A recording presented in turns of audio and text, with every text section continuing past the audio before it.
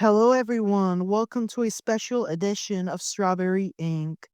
I'm your host, Santiago, and today we're sending our love to students, teachers, and staff everywhere as this school year, at least a midterm, starts to wind down. It's almost Christmas break, almost the end of school for 2025. But obviously, the kind people, to all graduates out there from kindergarten to college or university or technical school, whatever you do, congratulations, you made it. And for everyone else finishing up what they are doing this semester so far, finish strong. What you do next matters for the most part. But today's story reminds us of why school safety, mental health, and community support matter more than ever. We're going back to Franklin Regional Senior High School in Maryville, Pennsylvania on April 9th, 2014. That morning began like any other. Students were arriving in the morning to school. Then everything changed. 16-year-old Alex Hribal walked into the school armed with two kitchen knives. In a frenzied attack, he stabbed and slashed his way through the crowded hallway with these knives that had been recently sharpened. Panic erupted. In total, 24 people were injured. Alex himself sustained minor wounds and was treated while detained at the Westmoreland County by deputies. One person was treated outside the school for minor injuries, and two more for serious wounds. 12 victims were rushed to the UPMC in Pittsburgh. 8 went to Forbes Hospital in Monroeville. Thankfully, by May 18th, all had been discharged. Alex was arrested at the school by the deputies, taken initially to the Westmoreland County Sheriff's headquarters, and afterwards booked into the Westmoreland County Prison.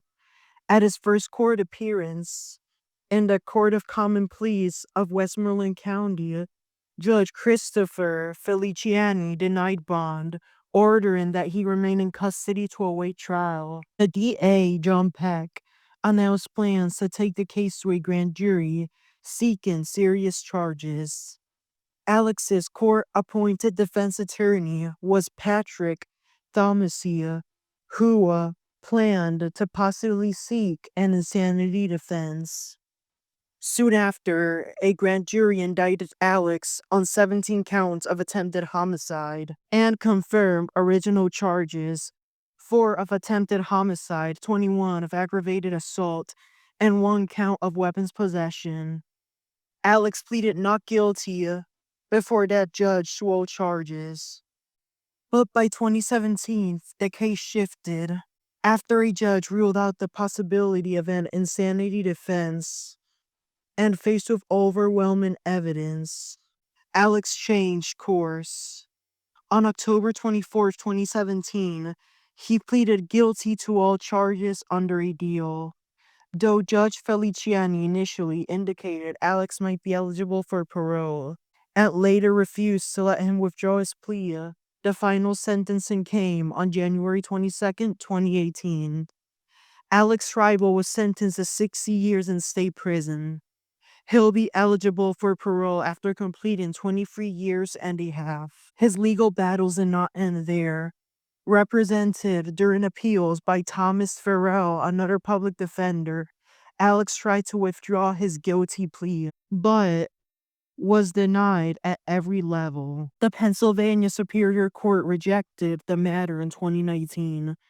The U.S. Supreme Court declined to hear the case twice. In 2020, the Pennsylvania Supreme Court also refused to consider a resentencing hearing. Even clemency from Governor Tom Wolf was denied in 2019 and again in 2021. Today, Alex Hribal is incarcerated at the SCI Albion, a maximum security state prison in Erie County, Pennsylvania. He was first processed through the SCI Camp Hill, Pennsylvania's intake center for male prisoners. As we close out this school year, Let's take a moment to hold space for what happened at Franklin Regional, for those who were hurt, for those who carried the trauma home, for the parents, the staff, and the survivors. Let this story remind us of the importance of early intervention, mental health support, and all above community. To all our students out there, you matter, your future matters, so finish strong. To our educators, counselors, and staff, to the kind ones, thank you. And to all our listeners, be kind, be aware, and never be afraid to ask for help.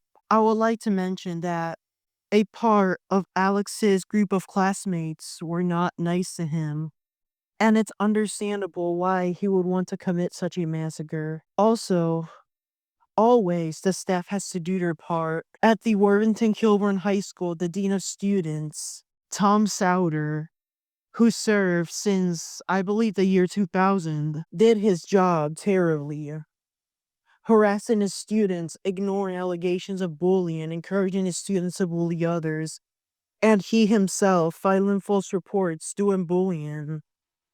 There was a petition to fire him, and he ended up retiring due to the disgraced reputation he ended up with. Imagine retiring after so many years with that kind of reputation. And public school system in Ohio is placing real pathetic individuals in high positions such as assistant principal, principal, or dean. How retarded of that. How retarded of them. Anyways, thank you so much for listening. I pray for these white trash communities to be fixed, and I pray for peace to be upon all of the people affected in the stories I discussed today. Take care. See you next time.